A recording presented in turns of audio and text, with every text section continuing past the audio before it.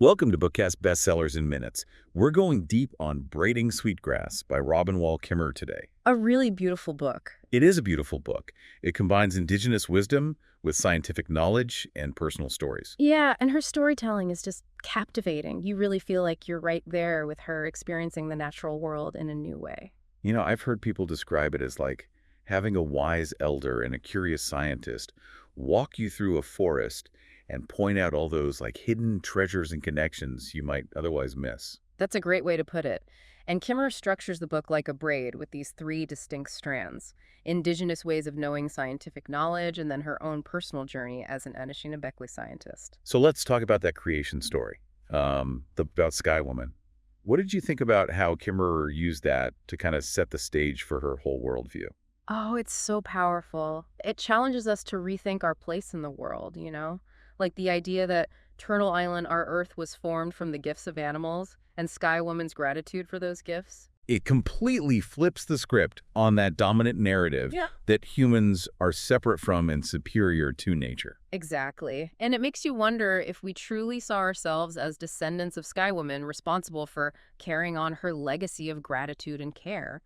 Would that change how we approach all the environmental challenges that we're facing today? It's a really thought-provoking question. It is. And it leads right into her discussion of the gift economy of nature, which is such a radical concept compared to our modern economic systems Yeah. that are so focused on scarcity and competition. So how do you see this gift economy working in a world that's, so driven by profit and consumption? Yeah, it's a big question, and one that Kimmerer really grapples with throughout the book. Think about those strawberry fields that she describes from her childhood, just overflowing with ripe, juicy berries offered as gifts. And she talks about weeding out patches of bare ground so that the runners could take root and create even more strawberries the following year. Right. It's a beautiful illustration of reciprocity and how it can actually increase the abundance of the gift. It's not about taking as much as you can get. It's about nurturing and participating in this cycle of giving. Precisely. But how practical is that model in today's world? It does seem like our whole economic system is built on the idea of scarcity, competition, and profit. Yeah, that's a really tough question. Yeah. But I think Kimmer is inviting us to at least imagine what our world might look like if we did embrace those principles of abundance, generosity, and reciprocity in our social and economic systems. Maybe it seems like a utopian ideal, but I think it's a vision worth striving for. Absolutely. So let's shift gears a bit and talk about language. Yeah. Kimmerer's exploration of language was really mind-blowing for me. Who knew that bay could be a verb, to be a bay? Right. It totally changes how you perceive something as simple as a body of water. It does, and that's exactly Kimmerer's point. Indigenous languages, she argues, acknowledge the animacy of all beings. They kind of blur the lines between subject and object. So when you say the bay is baying, you're not just describing a static geographical feature. You're acknowledging its dynamic existence, its agency, its story. It's like our language, with its emphasis on nouns and categories, reinforces this separation between humans and nature. Yes. And it makes you think about what we lose when we don't recognize the aliveness of everything around us. Like, where are our words for the simple existence of another being, our equivalent of the Potawatomi ya that acknowledges the beingness of another? Wow, that's deep. It's such a Yeah. profound thought. And it makes me think about all the wisdom that we can gain from the plant world. Kimmerer introduces us to this whole cast of plant characters. Each one has these unique lessons to teach us about resilience, reciprocity, and sustainability. Like the pecan trees. For example, they've developed this fascinating survival strategy called massed fruiting, where they produce a massive amount of nuts all at once. So that overwhelms their seed predators and ensures at least some of their offspring will survive. Exactly. It's a lesson in cooperation and community survival. There's strength in numbers, and acting together can ensure the well-being of the whole species. And then there's sweetgrass, which thrives when it's harvested sustainably. Right. Kimmerer explains how harvesting it actually stimulates growth and keeps those meadows healthy and vibrant. It's another example of how giving can lead to abundance. And speaking of abundance, what about cattails? The supermarket of the swamps. Yes, providing food, shelter, even diapers. It really makes you wonder if our consumer culture has just blinded us to all the abundance that already exists in the natural world. It has, to a large extent. We've become so used to convenience and instant gratification that we've lost touch with those rhythms and cycles of nature. The understanding that our needs can be met in ways that are both sustainable and life-giving. So it seems like Kimmer is saying that by reconnecting with nature and paying attention to the lessons that plants can teach us, we might rediscover a sense of abundance and start to heal our relationship with the earth. I think that's at the heart of her message. It's about shifting our perspective and understanding that true sustainability comes from participating in that cycle of giving and receiving. That's a perfect way to lead into her discussion of the honorable harvest. I love how she elevates that concept beyond just a set of guidelines for gathering food or medicine from the wild. The honorable harvest is a way of life, a way of approaching the natural world with respect and gratitude. It's about asking permission, taking only what we need, using everything we take, and expressing gratitude for the gifts that we receive. It's such a beautiful set of principles, Mm. and it can really be applied to all aspects of our lives, not just how we interact with nature. Absolutely. It's about cultivating that mindset of respect and gratitude for everything that we receive, whether it's a gift from the earth or a gift from another human being. It challenges that extractive mindset that has driven so much environmental destruction.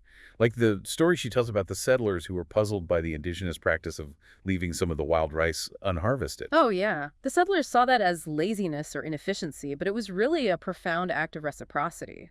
That rice was a gift for the thunders, a way of acknowledging the interconnectedness of all beings and the importance of giving back to the ecosystem. It reminds us that our actions have consequences, not just for ourselves, but for that entire web of life. Exactly. And we have a responsibility to act in a way that honors that interconnectedness. The honorable harvest isn't just about taking care of the earth, it's about taking care of ourselves and each other. Okay, before we move on to the next thread in Braiding Sweetgrass, I want to hear your thoughts on Kimber's personal experience learning the Potawatomi language. It's a powerful example of how language can shape our whole worldview. For her, it wasn't just about vocabulary and grammar. It was about reclaiming a worldview that recognized the animacy of all beings. Like when she realized that bay could be a verb, it really shows how language can reinforce or challenge our perceptions of the world. And it makes you think about the limitations of our own language. What words do we have to acknowledge the simple existence of another being? How can we cultivate a language that reflects our interconnectedness with the natural world? Those are questions that I think we'll keep coming back to as we go deeper into Braiding Sweetgrass. But for now, let's shift our focus to how Kimmerer brings together indigenous knowledge and scientific understanding. So we're back, ready to explore how indigenous knowledge and scientific understanding can actually work together. Yeah, it's like she's building this bridge between two worlds, Yeah. showing us that these seemingly different ways of knowing can complement each other. One of the most interesting examples is her discussion of the three sisters, corn, beans, and squash. The three sisters. Yeah, such a great example of ecological wisdom passed down through generations. I've always been fascinated by how those three plants support each other. It's really ingenious. The corn stalks provide a trellis for the beans to climb up the beans, fix nitrogen in the soil, which helps all three plants, and then the squash leaves shade the ground, keeping weeds down and holding in moisture. It's a perfect example of symbiosis, like the lichen she talks about, The belly buttons of the world. where the fungus and alga work together to create something totally new. Exactly. And that's a key takeaway here, recognizing that interconnectedness. It's about moving away from this idea of competition and dominance and embracing collaboration and interdependence. So the three sisters aren't just like a clever planting technique. They represent a whole philosophy of living in harmony with nature. Precisely. And for many indigenous cultures, the three sisters are more than just food. They're symbols of community interdependence balance. Which brings us to another fascinating thread in the book. Kimmerer's discussion of her work with black ash trees and basket making. It really highlights that deep connection between people and place, and how those cultural traditions are often intertwined with ecological knowledge. Basket making is more than just a craft. It's an expression of cultural identity and a way of life that's rooted in the natural world. And the black ash tree is so essential to this tradition, providing that perfect material for strong and durable baskets. But as Kimmerer points out, the black ash is facing a serious threat from the emerald ash borer. It's heartbreaking. You know how our actions can have these unintended consequences for both ecosystems and cultures? And it raises important questions about how we can approach ecological restoration in a way that honors both scientific understanding and indigenous knowledge. It reminds me of Kimmerer's research with sweetgrass. Her work with her student Lori challenged the conventional wisdom that harvesting is always harmful to plants. Their findings showed that harvesting can actually benefit the sweetgrass in some cases. It promotes growth and keeps those meadows healthy. It's a powerful example of how Indigenous knowledge can inform sustainable practices. It suggests that we need to approach ecological restoration with humility and a willingness to learn from those who have lived in close relationship with the land for generations. So Kimmerer uses the term Maple Nation to describe this intricate web of relationships. What do you think she means by that? Maple Nation encompasses everything: the maple trees themselves, the insects that pollinate them, the animals that feed on the sap, and the people who harvest the syrup. It's a beautiful metaphor for that interconnectedness of all things. It makes you realize that we're all part of something so much bigger than ourselves, and our actions have these ripple effects. Right, and it highlights the importance of reciprocity and the consequences of disrupting that delicate balance. Which leads us to a more challenging aspect of braiding sweetgrass. The Wendigo, this mythical creature, embodies greed and insatiable consumption. It's a pretty chilling concept. What did you think about how she uses that to critique our modern world? The Wendigo is a powerful metaphor for the destructive force of unchecked greed and overconsumption. It's like a cautionary tale about the dangers of losing touch with our interconnectedness and putting our own wants above the needs of the community. So is the Wendigo just a mythical creature, or is it something that's very real in our world today? It's a disturbing caution, and I think Kimmerer's answer is a resounding yes. She sees the Wendigo's footprints everywhere, from the destruction of rainforests to the depletion of our oceans to the mountains of waste that we generate to the growing gap between the rich and poor. It's a stark reminder that we need a new way of living, one that's rooted in balance, reciprocity, respect for the earth. Absolutely. We need to confront the Wendigo within ourselves, challenge those cultural narratives that encourage greed and overconsumption, and embrace a worldview that recognizes that interconnectedness of all beings. One story that really resonated with me was her experience in the Amazon and seeing firsthand the destructive forces of deforestation. It's such a powerful example of how the Wendigo's hunger can manifest on this global scale. The Amazon is a vital part of our planet's ecosystem, and its destruction is a tragedy for the indigenous people who live there and for the whole planet. We really need to wake up to the reality of the Wendigo's influence and start making different choices. Choices that honor the earth and all its inhabitants. It's about recognizing that our well-being is inseparable from the well-being of the planet. We can't keep consuming and polluting without consequences. We need to find a new way of living, one that's rooted in balance, reciprocity, respect for the earth. So how do we shift away from this destructive path? Kimmerer doesn't pretend it's easy, but she does offer some hope. She does. One of the most inspiring stories is the one about the restoration efforts at Onondaga Lake. Onondaga Lake. It was so polluted, but the Onondaga Nation has been working to restore it. What struck you about their approach? What's remarkable is that they're using both traditional knowledge and Western science to guide their efforts. It shows the power of collaboration and recognizes that we need all the tools we can get to address these complex environmental challenges. And it shows that healing is possible, even in the face of what seem like impossible odds. The Onondaga Lake story is a beacon of hope, a reminder that our actions can make a difference. But it's also a call to action. A call to get to work and find our own ways to contribute to healing the earth. Exactly. And to remember that we're not alone in this journey.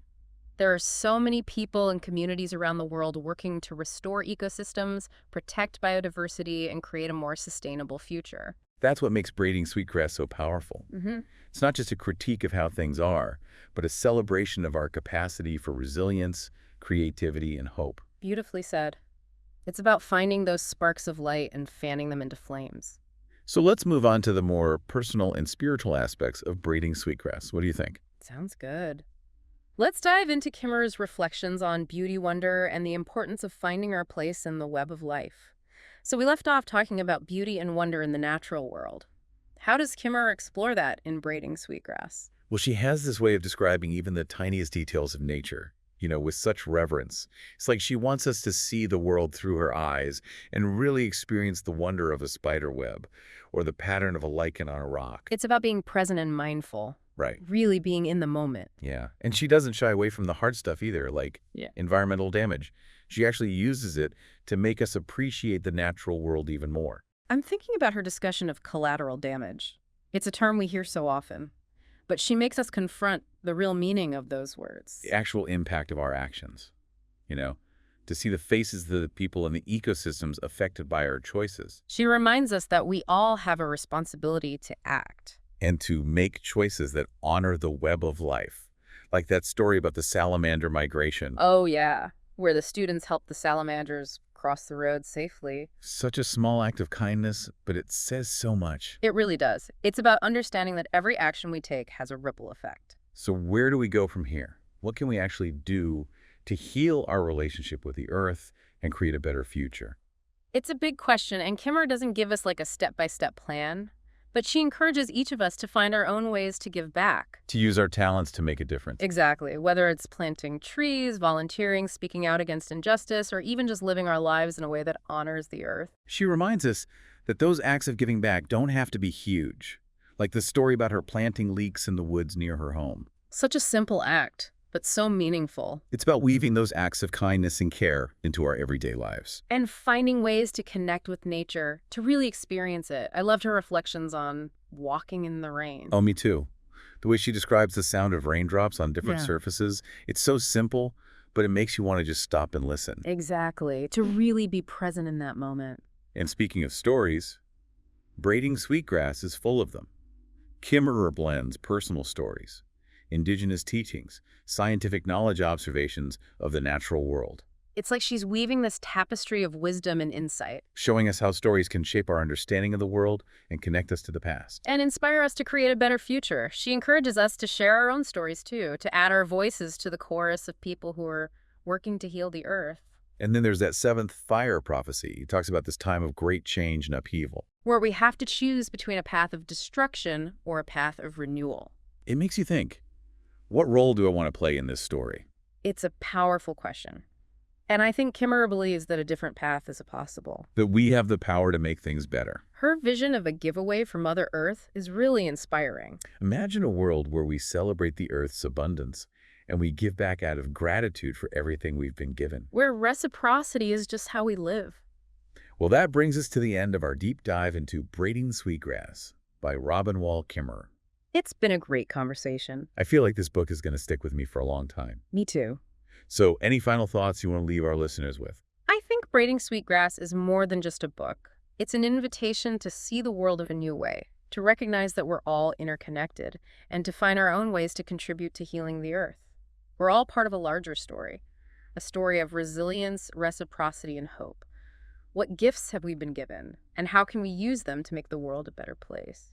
That was Braiding Sweetgrass by Robin Wall Kimmerer on Bookcast. Bestsellers in minutes. We hope you enjoyed this deep dive. Go check out the book and see what speaks to you. And remember, the earth is speaking.